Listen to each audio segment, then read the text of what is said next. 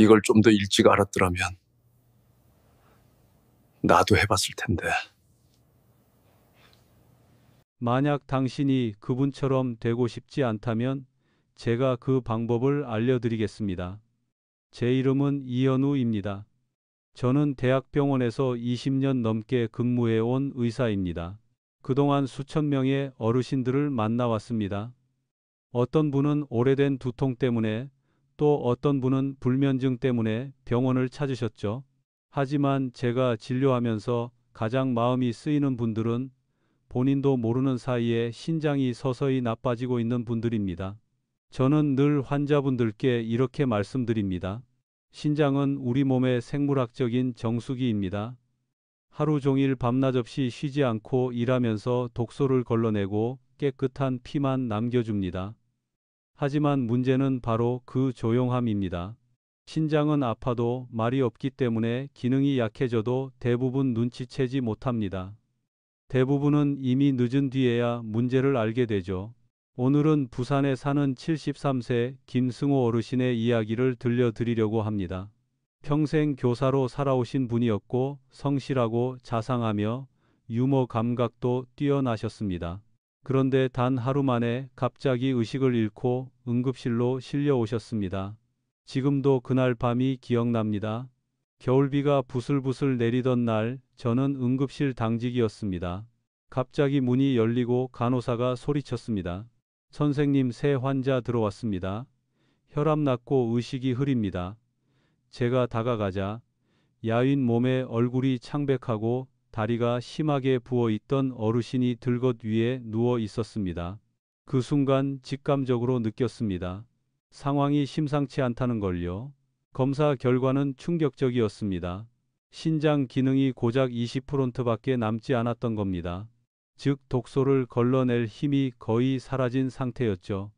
몸속에는 노폐물과 수분이 쌓여 부종이 심해지고 전해질 균형도 무너져 있었습니다. 며칠만 더 늦었어도 평생 혈액투석기를 달고 살아야 했을지도 모릅니다. 며칠 뒤 의식을 되찾은 김 어르신은 제 손을 꼭 잡고 이렇게 말씀하셨습니다. 선생님, 소변에 거품이 좀 있긴 했는데 설마 이렇게 심각할 줄은 몰랐어요. 그냥 물을 조금 덜 마셔서 그런 줄 알았죠. 그 말이 아직도 마음에 남습니다. 사실 어르신은 이미 오래전부터 신장에 이상 신호를 보내고 있었습니다. 소변에 맥주 거품처럼 거품이 생기고 밤에 양말을 벗으면 발목에 깊게 눌린 자국이 몇 시간씩 안 없어지고 몸이 늘 피곤하고 입맛이 없었죠. 하지만 늘 이렇게 생각하셨습니다. 나이 들면 다 그렇지 뭐. 그게 바로 가장 위험한 생각입니다. 모든 증상이 나이 탓은 아닙니다. 많은 질병은 일찍 발견하고 조금만 바꿔도 충분히 막을 수 있고 되돌릴 수도 있습니다. 제가 수련의 시절 스승님께서 이런 말씀을 하셨습니다. 신장은 조용히 무너지는 장기다. 정말 그 말이 맞았습니다. 신장은 참을성이 아주 강해서 기능이 절반 이상 손상돼도 묵묵히 일합니다. 그래서 피로, 부종, 소변, 거품, 혈압 상승 같은 증상이 나타날 때쯤엔 이미 늦은 경우가 많습니다. 김 어르신의 사건 이후로 저는 신장질환의 조기 예방에 더 집중하게 되었습니다.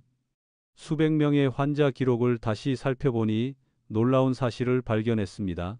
신부전으로 입원한 환자의 70% 이상이 그 전까지 자신이 신장에 문제가 있다는 걸 전혀 몰랐던 겁니다. 그저 요즘 좀 피곤하네. 조금 짜게 먹어도 괜찮겠지. 그렇게 넘겼던 거죠.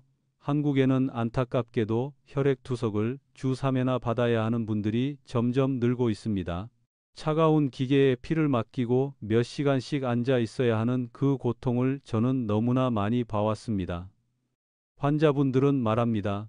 제일 힘든 건 바늘이 아니에요. 이제는 자유롭게 살 수 없다는 거예요. 음식도 제한되고 외출도 마음대로 못하고 여행은 꿈도 못 꾸죠.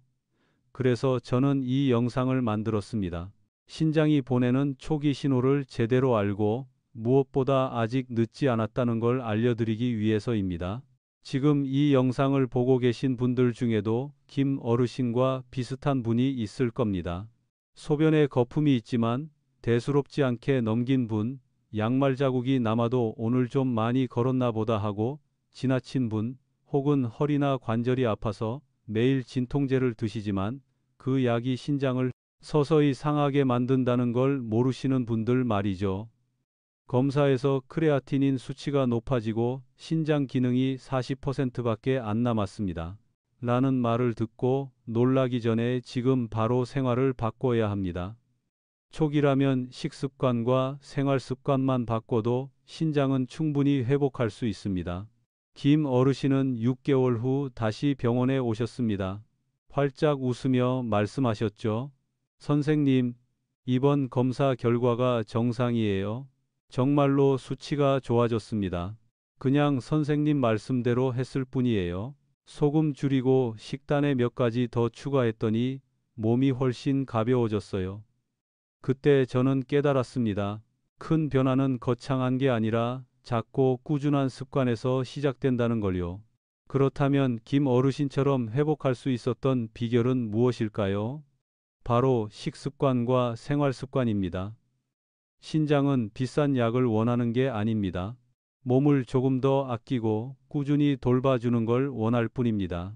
다음 영상에서는 신장을 지켜주는 황금식품 3가지와 신장의 수명을 결정짓는 5가지 생활 습관을 알려드리겠습니다. 올리브유가 왜 그렇게 중요한지, 브로콜리가 어떻게 신장의 혈관을 깨끗하게 해주는지, 그리고 왜 마늘이 신장의 수호자라 불리는지도 말씀드릴 겁니다. 이건 미신이 아니라 의학 연구에 근거한 이야기입니다. 이걸 먹으면 좋다로 끝내지 않고 언제 어떻게 얼마나 먹어야 하는지 구체적으로 알려드리겠습니다.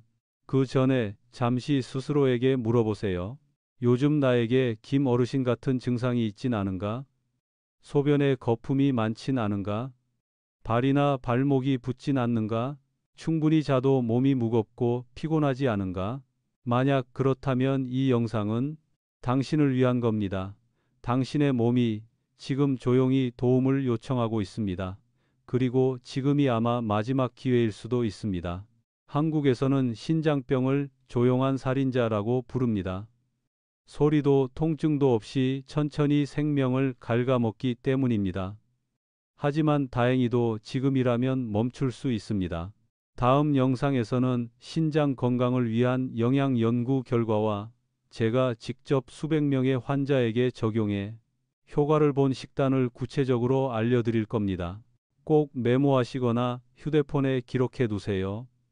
마지막으로 한 가지만 부탁드리고 싶습니다. 김 어르신의 이야기가 마음에 남았다면 또는 제가 말씀드릴 신장을 지켜주는 3가지 음식이 궁금하시다면 이 영상 아래에 1이라고 댓글을 남겨주세요. 그 한 줄의 댓글이 다른 누군가의 생명을 구할지도 모릅니다. 저는 의사 이현우입니다. 그리고 저는 오늘부터 당신의 신장을 지키는 여정에 함께 하겠습니다.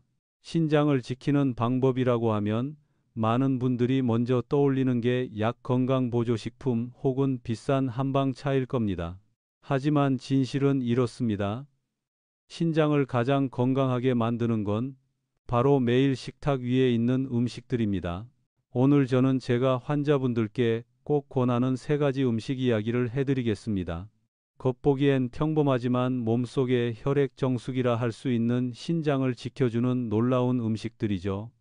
그중 3번째부터 시작하겠습니다. 바로 올리브유입니다. 몇 년 전 제가 한 환자분께 매일 아침 공복에 올리브유 한 숟가락을 드세요 라고 말씀드린 적이 있습니다. 그분은 의아한 눈으로 저를 보며 물었습니다. 선생님, 저는 신장이 약한데 기름을 마시면 혈중 지방이 올라가는 거 아닌가요? 저는 웃으며 대답했습니다. 그렇지 않습니다. 오히려 제대로 된 올리브유는 신장을 보호하는 방패가 됩니다.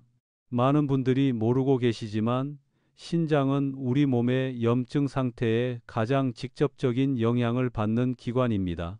포화지방, 정제당 짠 음식을 자주 섭취하면 몸 전체에 미세한 염증 반응이 생기고 그 결과 수많은 가느다란 혈관으로 구성된 신장이 가장 먼저 타격을 받게 됩니다. 그래서 저는 환자들에게 항상 이렇게 말합니다. 몸속 염증을 줄이세요. 그 가장 자연스럽고 효과적인 방법이 바로 엑스트라 버진 올리브유입니다. 올리브유에는 두 가지 아주 귀한 성분이 들어 있습니다. 올레산 OLEACid과 폴리페놀입니다.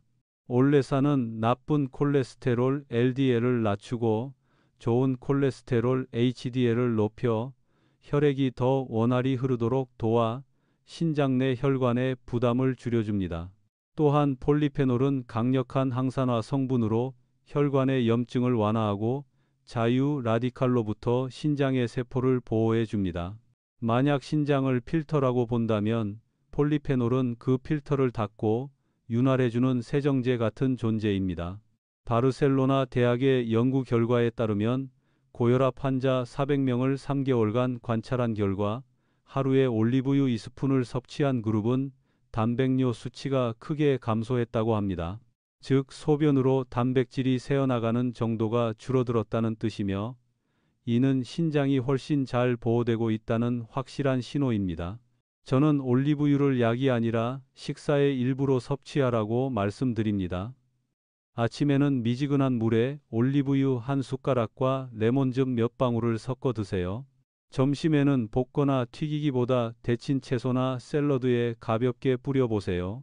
저녁에는 설탕이 들어가지 않은 발사믹 식초와 섞어 따뜻한 찐 야채에 곁들이면 훌륭한 드레싱이 됩니다. 하지만 올리브유를 이야기할 때 반드시 기억해야 할 세 가지 주의사항이 있습니다. 첫째, 고온에서 가열하지 마세요. 계란이나 생선을 올리브유로 튀기면 좋을 것 같지만 그건 오히려 역효과입니다. 온도가 너무 높아지면 폴리페놀 같은 귀한 성분이 파괴되고 심지어 해로운 물질이 생길 수도 있습니다. 그러니 반드시 생으로 또는 약한 불에서 사용하세요. 둘째, 반드시 엑스트라 버진 엑스트라 물진 제품을 고르세요. 이건 찬 압착으로 짜낸 정제되지 않은 올리브유로 항산화 물질이 가장 풍부합니다. 라벨에 퓨어나 퍼메스라고 적혀 있다면 그건 이미 정제된 산업용 오일이라 영양소가 거의 없습니다. 셋째, 어두운 색 유리병에 담긴 제품을 선택하세요. 올리브유는 빛에 매우 약합니다. 투명 병이나 플라스틱 용기에 담긴 건 금방 산화됩니다. 구입할 때는 반드시 어두운 병 서늘하고 건조한 곳에 보관하세요. 요즘 한국 분들 중에서도 좋은 습관을 가진 분들이 많습니다. 짜게 만든 양념장 대신 올리브유 소스를 사용하는 분들이죠. 간장 대신 올리브유에 식초와 후추를 살짝 섞어 야채를 찍어 먹으면 맛도 부드럽고 짠맛은 줄면서 신장은 훨씬 편해집니다. 제가 진료했던 68세의 박순자 어르신도 그랬습니다. 선생님 말씀대로 매일 아침 올리브유 한 숟가락씩 마셨더니 다리 붓기도 줄고 얼굴색도 훨씬 밝아졌어요. 실제로 검사 결과를 보니 크레아티닌 수치가 낮아지고 혈압이 안정됐으며 단백뇨 수치도 거의 정상으로 돌아왔습니다. 그때 저는 다시 한번 확신했습니다. 작지만 올바른 변화가 인생을 바꾼다는 사실을요. 이제 두 번째 음식으로 넘어가 보겠습니다. 바로 많은 사람들이 별로 좋아하지 않는 브로콜리입니다. 브로콜리는 풀냄새 난다, 맛이 밋밋하다며 꺼리는 분들도 있지만 신장 건강의 관점에서 보면 정말 놀라운 채소입니다. 브로콜리에는 설포라판 살포레바엔이라는 황성분이 들어 있습니다. 이 성분은 우리 몸의 항산화 효소를 활성화시켜 산화 스트레스로부터 세포를 보호합니다. 우리가 붉은 고기를 자주 먹거나 술을 마시거나 진통제나 약을 자주 복용하면 몸속에 활성산소 자유 라디칼가 쌓입니다. 이것이 세포를 손상시키고 특히 신장의 미세혈관을 먼저 공격합니다. 설포라판은 이런 활성산소를 중화해 혈관의 손상을 줄이고 신장의 자연적인 혈액 정화 기능을 높여줍니다. 하지만 안타깝게도 많은 분들이 브로콜리를 너무 오래 삶아서 이 귀한 성분을 다 날려버립니다. 그래서 저는 환자분들께 항상 이렇게 말씀드립니다. 브로콜리를 작게 자른 뒤 5분 정도 그냥 두세요. 그 다음 2분만 쪄서 드세요. 절대 3분 넘기지 마세요. 브로콜리를 자르고 나서 5분 동안 미로시나아제 마이로시네이스라는 효소가 활성화되어 바로 이 설포라판이 만들어집니다. 바로 끓는 물에 넣어버리면 이 과정이 사라지고 아무 효과가 없습니다. 또 한 가지 팁 다 찐 뒤에 올리브유나 참기름을 살짝 뿌리면 설포라판의 흡수율이 2배로 올라갑니다. 예전에 45세의 한지원 씨가 경미한 사구체 신염으로 진단받고 제가 알려드린 브로콜리찜 플러스 참기름 플러스 으깬 두부 레시피를 꾸준히 드셨습니다. 2개월 후 혈중 염증 수치가 확연히 낮아졌습니다. 그분이 웃으며 말씀하셨죠. 예전엔 채식이 밋밋하다고 생각했는데 이젠 브로콜리가 제일 맛있어요. 덕분에 투석 걱정도 없어졌어요. 브로콜리는 혈당을 안정시키고 콜레스테롤을 낮춰 결국 신장의 부담을 줄여줍니다. 하지만 신부전 중기 이후 3기 이상의 환자분들은 칼륨 함량이 높기 때문에 주의해야 합니다. 일주일에 3번 정도만 드세요. 반대로 신장이 아직 건강하다면 매일 먹어도 좋습니다. 단 반드시 깨끗이 씻고 삶지 말고 찌는 것이 중요합니다. 단 하루 100끼만 섭취해도 신장의 혈관을 보호할 만큼 충분한 설포라판을 얻을 수 있습니다. 그래서 누군가 저에게 이렇게 묻습니다. 선생님, 영양제를 먹는 게 나을까요? 채소를 먹는 게 나을까요? 저는 망설이지 않고 대답합니다. 채소를 드세요. 다만 제대로 드세요. 브로콜리 위에 올리브유 한 숟가락을 더하면 좋은 지방이 설포라판의 흡수를 도와주고 몸속 염증을 줄이는 자연스러운 반응이 일어납니다. 결국 신장은 훨씬 편안하게 일하게 되죠. 가장 단순한 것이 가장 강력한 치료가 되는 순간입니다. 이 영상을 보고 계신다면 잠시 생각해 보세요. 이번 주에 채소를 먹으셨나요? 소금이나 간장 대신 올리브유를 써보셨나요? 혹시 아직 안 해봤다고 하셔도 괜찮습니다. 모든 변화는 한 걸음부터 시작되니까요.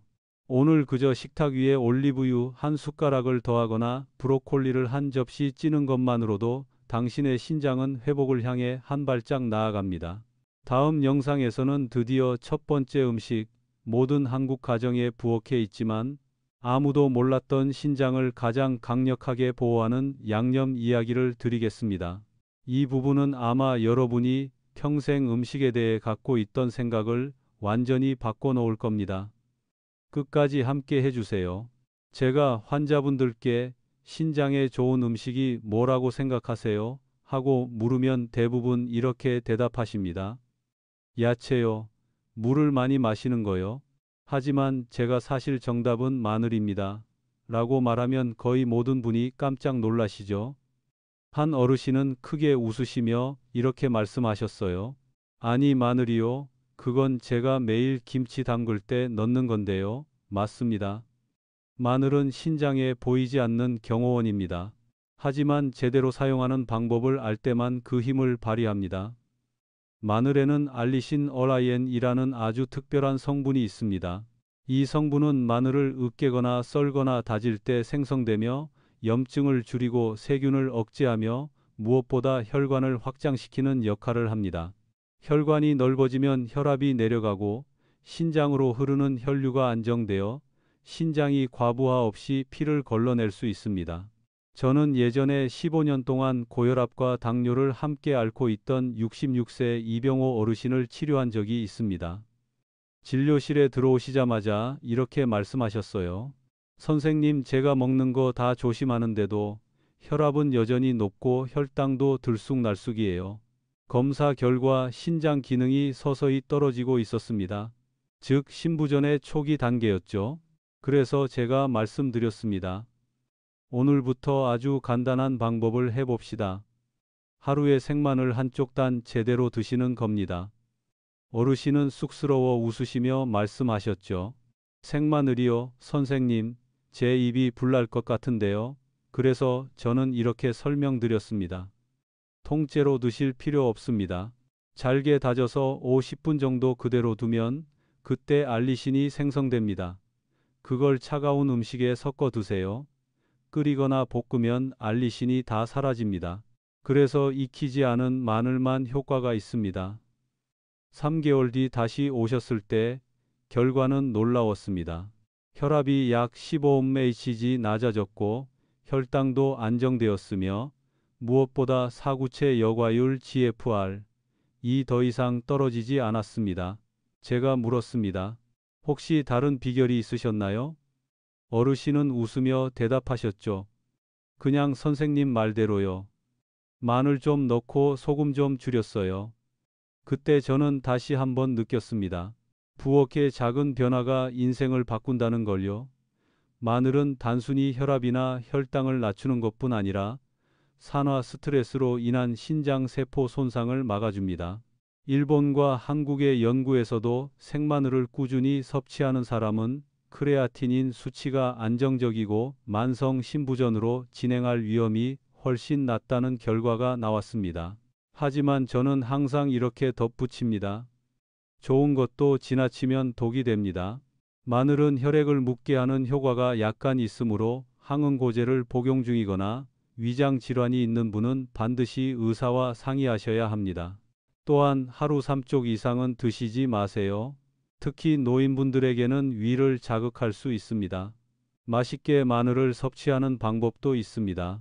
다진 마늘에 올리브유와 약간의 발사믹 식초를 섞어 데친 야채나 샐러드 소스로 활용해 보세요. 또는 브로콜리찜에 마늘과 으깬 두부를 넣어 드시면 담백하면서도 알리신 흡수가 훨씬 잘 됩니다. 조금 더 부드럽게 즐기고 싶다면 따뜻한 물에 마늘즙 몇 방울과 꿀을 조금 섞어 아침에 마셔보세요. 혈관이 부드럽게 이완되고 신장의 부담이 줄어듭니다. 이 세 가지 올리브유, 브로콜리, 마늘 이것이 제가 늘 강조하는 신장 보호 3대 식품입니다. 하지만 음식만으로는 충분하지 않습니다. 생활 습관이야말로 진짜 약입니다. 저는 수많은 환자들이 영양을 잘 알고 있음에도 몇 가지 사소한 습관 때문에 건강을 잃는 걸 보았습니다. 그래서 오늘은 신장을 평생 건강하게 지켜주는 5가지 생활 습관을 알려드리려 합니다. 이건 제가 매번 진료 후 환자분께 직접 말씀드리는 내용입니다. 첫째, 짜게 먹지 마세요. 한국 사람들은 김치, 된장국, 생선조림 등 짠 음식을 참 좋아하죠. 하지만 소금을 많이 먹으면 신장은 나트륨을 배출하기 위해 2배로 일해야 합니다. 소금이 많을수록 혈압이 오르고 신장의 미세혈관이 점점 손상됩니다. 그래서 저는 이렇게 조언합니다. 하루에 딱 10%씩만 싱겁게 드세요. 단지 그 정도만 줄여도 신장은 평생 감사할 겁니다. 둘째, 진통제 남용을 피하세요. 나이가 들면 어깨나 무릎이 아파서 이부프로펜이나 나프록센 같은 약을 자주 드시는 분이 많습니다.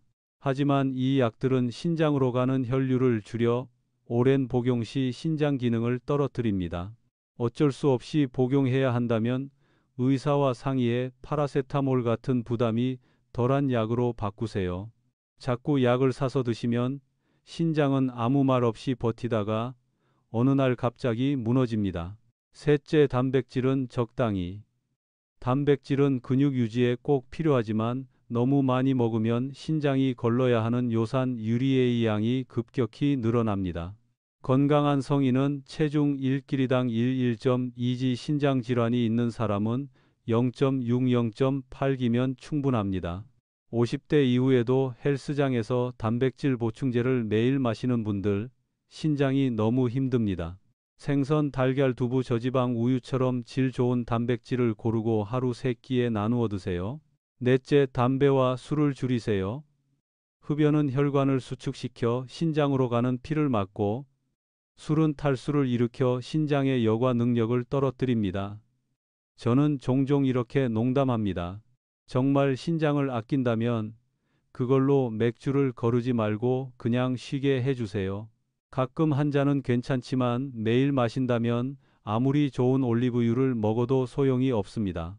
다섯째, 물을 충분히 하지만 올바르게 마시세요. 신장은 필터입니다.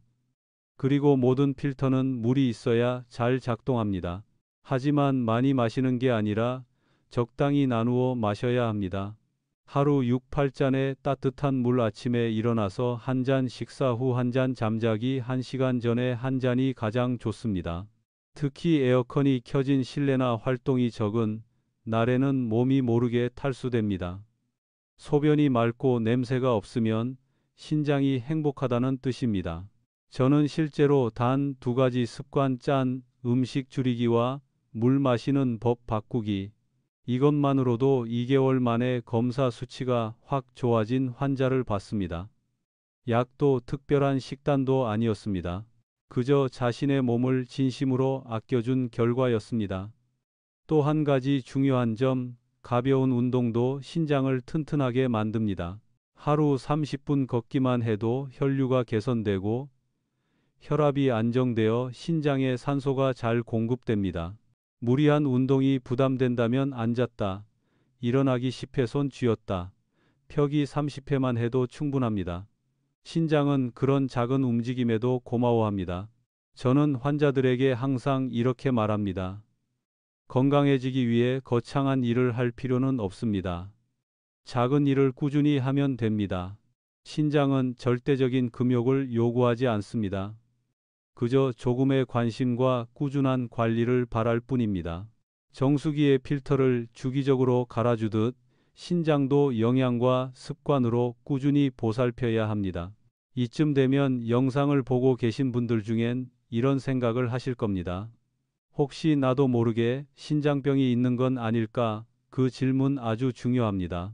대부분의 사람들은 이미 병이 꽤 진행된 뒤에야 알아차리니까요. 그래서 마지막 영상에서는 집에서 할 수 있는 신장자가 점검법 조기 경고 신호, 그리고 언제 병원을 찾아야 하는지를 자세히 알려드리겠습니다. 만약 소변에 거품이 있거나 다리가 자주 붓고 휴식을 충분히 취해도 몸이 늘 피곤하다면 절대 그냥 넘기지 마세요. 작은 검사 하나로 당신의 남은 인생을 바꿀 수 있습니다. 신장 질환에 대해 이야기할 때 제가 가장 걱정하는 건 중증 환자들이 아닙니다. 오히려 자신이 건강하다고 믿지만 이미 신장이 약해지고 있는 사람들입니다. 저는 그런 분들을 너무 많이 봐왔습니다. 그들은 이렇게 말하죠. 선생님, 저 아무데도 안 아파요. 밥도 잘 먹고 잠도 잘 자요. 하지만 검사 결과를 보면 신장 기능이 이미 50%, 심지어 40%밖에 남지 않은 경우도 있습니다. 그래서 저는 오늘 여러분께 말씀드리고 싶습니다. 지금 이 순간부터 신장 건강을 직접 점검해 보세요. 아래 6가지 질문에 솔직하게 답해 보세요. 1로 요즘 소변에 거품이 많거나 냄새가 이상하지 않나요? 1로 아침에 일어났을 때 눈이 붓거나 양말을 벗으면 발목에 자국이 남지 않나요? 3. 충분히 자고도 피곤하고 머리가 무겁거나 어지럽지 않나요? 4. 고혈압, 당뇨, 심장 질환이 있나요? 5. 진통제나 약을 일주일에 3번 이상 복용하나요? 6. 짠 음식, 붉은 고기를 자주 먹거나 물을 잘 안 마시나요? 2. 중 2가지 이상이 예, 라면 지금이 바로 병원에 가서 신장 검사를 받아야 할 때입니다. 겁내지 마세요. 조기 검사는 결코 두려운 일이 아닙니다. 진짜 무서운 건 알아차렸을 때 이미 늦어버린 경우입니다. 한국에는 이미 신장 기능의 절반 이상을 잃은 3기, 4기 환자가 매우 많습니다. 이 시점에서 아무리 치료를 잘해도 그저 유지할 뿐 회복은 어렵습니다. 하지만 반대로 초기 단계에서 발견하면 완전히 달라집니다. 병의 진행을 멈추고 평생 투석 없이 건강하게 살 수 있습니다. 제가 잊지 못하는 환자 한 분이 있습니다. 71세의 최정예 어르신. 이분은 매년 정기검사를 꾸준히 받으셨습니다. 그 덕분에 신장 기능이 약간 저하되었을 때 바로 발견할 수 있었죠. 저는 식단을 함께 조정했습니다. 소금을 줄이고 채소를 늘리고 올리브유와 마늘을 매일 식단에 넣으셨습니다. 6개월 후 검사 결과는 거의 정상으로 돌아왔습니다. 할머니는 웃으며 이렇게 말씀하셨습니다. 그때 검사 안 했으면 지금쯤 기계 앞에 앉아 있었을 거예요. 그 말을 들으며 저는 확신했습니다. 미리 행동하는 것이 인생을 바꾼다. 여러분도 지금 바로 가까운 병원이나 보건소로 가보세요. 신장 검사는 어렵지 않습니다. 혈액 검사와 소변 검사 단 2가지면 충분합니다. 비용도 많지 않습니다. 한국의 많은 지역에서는 수만 원 이하 어르신의 경우는 무료로 검사받을 수도 있습니다. 그건 아마 당신이 평생 한 가장 값진 투자가 될 겁니다. 그리고 검사 결과 신장이 건강하다고 나오더라도 지금부터 제가 말씀드린 습관을 꾸준히 지켜주세요. 싱겁게 먹고 충분히 물 마시기, 신장 3대 수호 음식, 올리브유, 브로콜리, 마늘 섭취하기, 출처 불분명한 약이나 신장 보조제 피하기, 1년에 한 번 혹은 기저질환이 있으면 6개월마다 검사하기. 신장은 대체할 수 없는 장기입니다. 한 번 망가지면